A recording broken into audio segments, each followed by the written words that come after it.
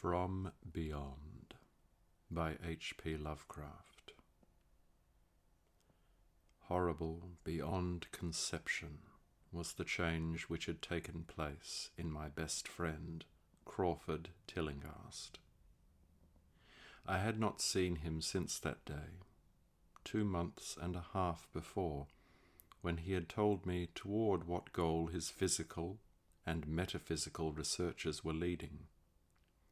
When he had answered my awed and almost frightened remonstrances by driving me from his laboratory and his house in a burst of fanatical rage, I had known that he now remained mostly shut in the attic laboratory with that accursed electrical machine, eating little and excluding even the servants. But I had not thought that a brief period of 10 weeks could so alter and disfigure any human creature. It is not pleasant to see a stout man suddenly grown thin, and it is even worse when the baggy skin becomes yellowed or greyed, the eyes sunken, circled, and uncannily glowing, the forehead veined and corrugated, and the hands tremulous and twitching. And if added to this there be a repellent unkemptness, a wild disorder of dress, a bushiness of dark hair white at the roots, and an unchecked growth of pure white beard on a face once clean shaven, the cumulative effect is quite shocking. But such was the aspect of Crawford Tillinghast on the night his half-coherent message brought me to his door after my weeks of exile.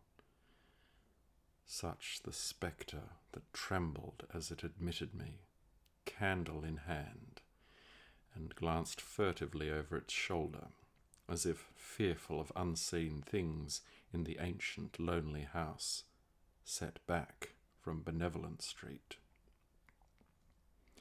That Crawford Tillinghast should ever have studied science and philosophy was a mistake.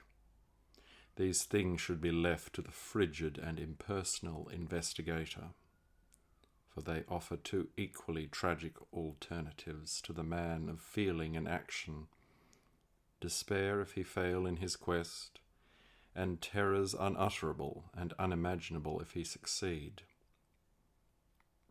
Tillinghast had once been the prey of failure, solitary and melancholy, but now I knew, with nauseating fears of my own, that he was the prey of success.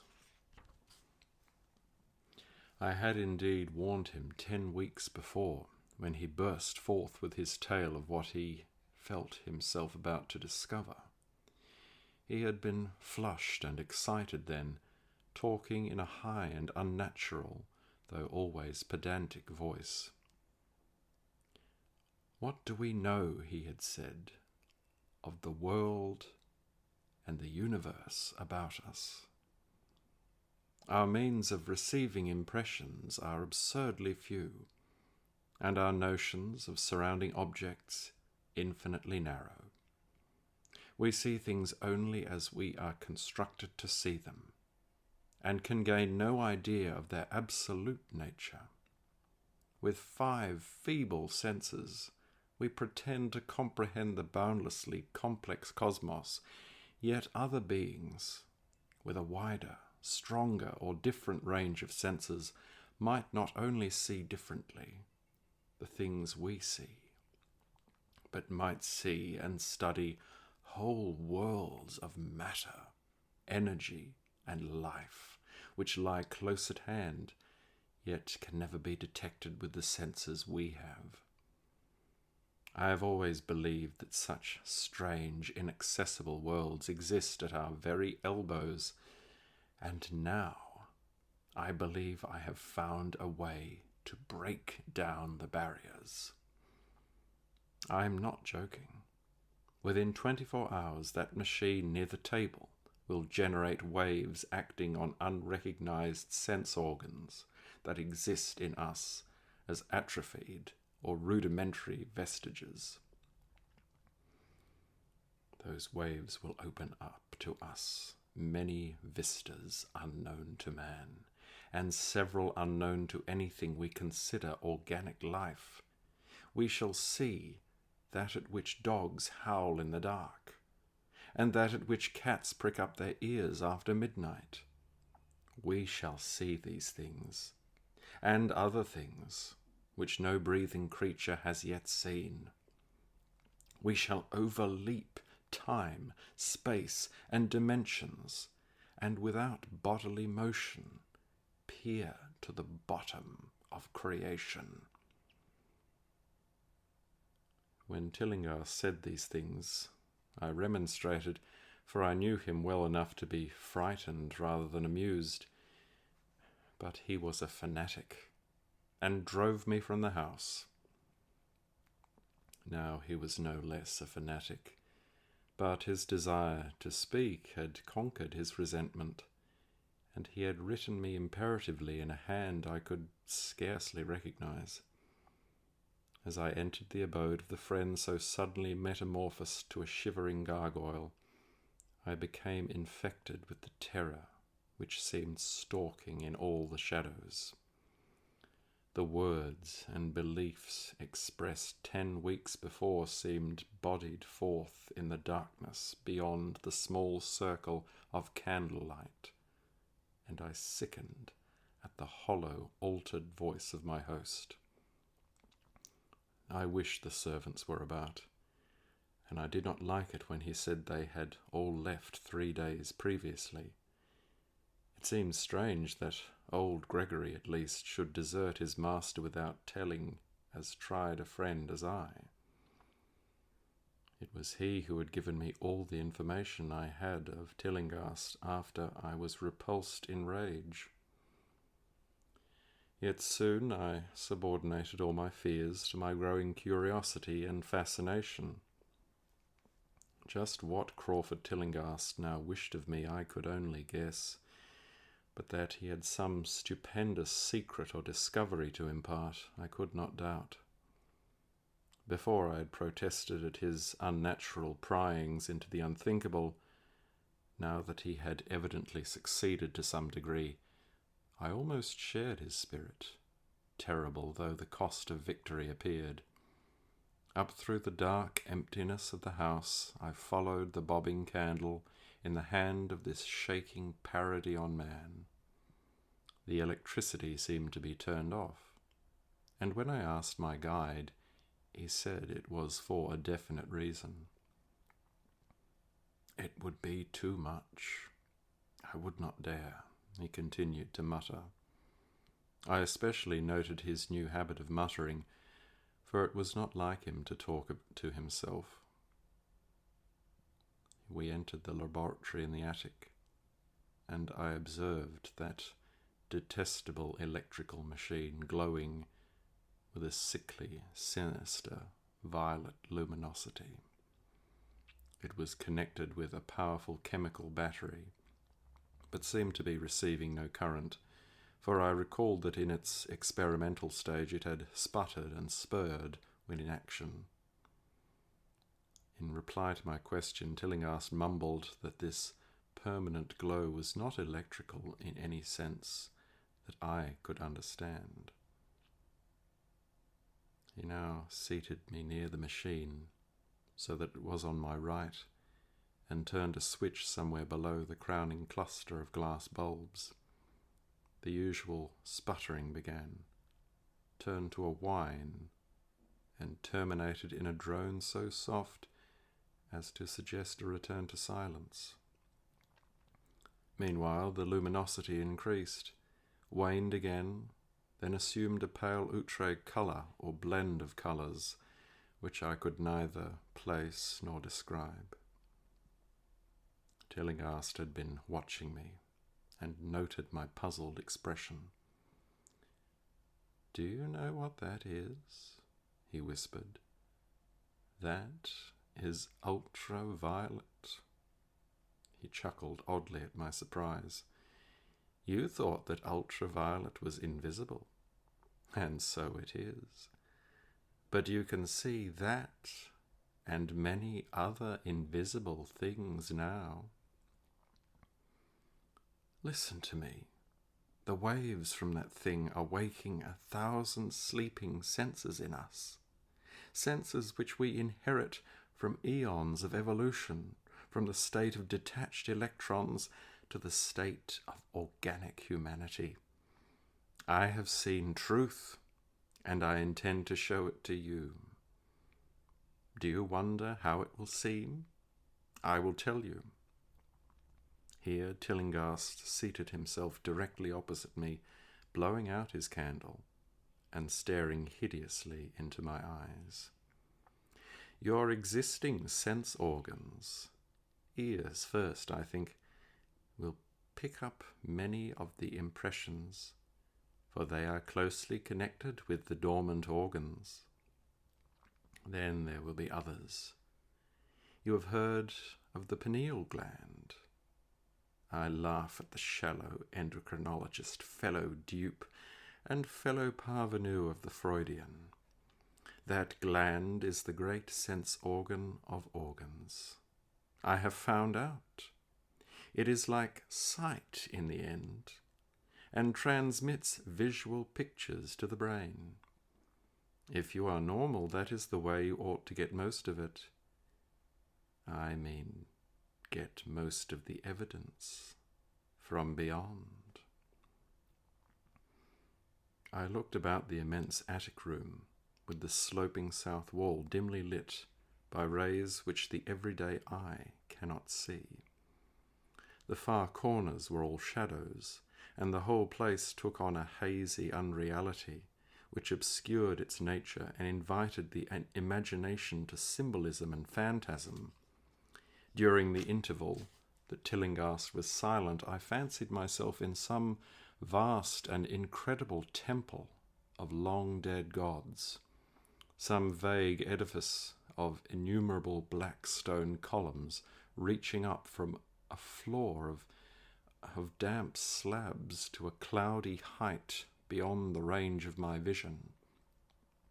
The picture was very vivid for a while, but gradually gave way to a more horrible conception, that of utter, absolute solitude in infinite, sightless, soundless space. There seemed to be a void and nothing more, and I felt a childish fear which prompted me to draw from my hip pocket the revolver I always carried after dark since the night I was held up in East Providence. Then, from the farthermost regions of remoteness, the sound softly glided into existence. It was infinitely faint, subtly vibrant, and unmistakably musical, but held a quality of surpassing wildness, which made its impact feel like a delicate torture of my whole body. I felt sensations like those one feels when accidentally scratching ground glass. Simultaneously, there developed something like a cold draught, which apparently swept past me from the direction of the distant sound. As I waited breathlessly, I perceived that both sound and wind were increasing, the effect being to give me an odd notion of myself as tied to a pair of rails in the path of a gigantic approaching locomotive. I began to speak to Tillinghast, and as I did, so all the unusual impressions abruptly vanished. I saw only the man, the glowing machine, and the dim apartment. Tillinghast was grinning repulsively at the revolver which I had almost unconsciously drawn, but from his expression I was sure he had seen and heard as much as I, if not a great deal more. I whispered what I had experienced, and he bade me to remain as quiet and receptive as possible. "Don't move," he cautioned, "for in these rays we are able to be seen as well as to see." "I told you the servants left, but I didn't tell you how. It was that thick-witted housekeeper. She turned on the lights downstairs after I had warned her not to, and the wires picked up sympathetic vibrations. It must have been frightful. I could hear the screams up here in spite of all I was seeing and hearing from another direction, and later it was rather awful to find those empty heaps of clothes around the house. Mrs. Updike's clothes were close to the front hall switch. That's how I know she did it. It got them all. But so long as we don't move, we're fairly safe. Remember, we're dealing with a hideous world in which we are practically helpless. Keep still." The combined shock of the revelation and of the abrupt command gave me a kind of paralysis, and in my terror my mind again opened to the impressions coming from what Tillinghast called beyond. I was now in a vortex of sound and motion, with confused pictures before my eyes. I saw the blurred outlines of the room, but from some point in space there seemed to be pouring a seething column of unrecognizable shapes or clouds, penetrating the solid roof at a point ahead and to the right of me. Then I glimpsed the temple-like effect again, but this time the pillars reached up into an aerial ocean of light, which sent down one blinding beam along the path of the cloudy column I had seen before.